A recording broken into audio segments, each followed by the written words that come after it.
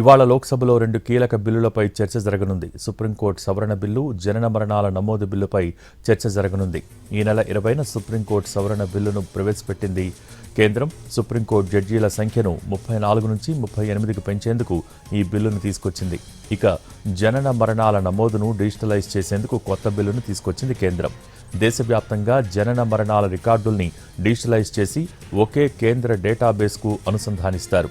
ఆ డేటానే Aadhaar, voter list, ration card, పాస్పోర్టులతో లింక్ చేస్తారు.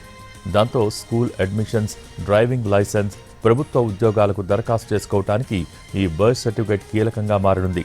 దీని ద్వారా కొత్తగా ఓటు హక్కు కోసం దరఖాస్తు చేసుకునేటప్పుడు ఏజ్ ప్రూఫ్ కోసం ఎలాంటి అదనపు పత్రాలు సమర్పించాల్సిన అవసరం ఉండదు.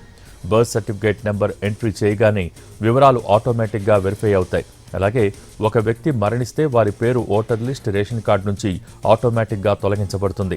దీంతో నకిలీ ఓటర్లు, రేషన్ కార్డుల దుర్వినియోగానికి చెక్ పెట్టొచ్చని భావిస్తోంది కేంద్రం.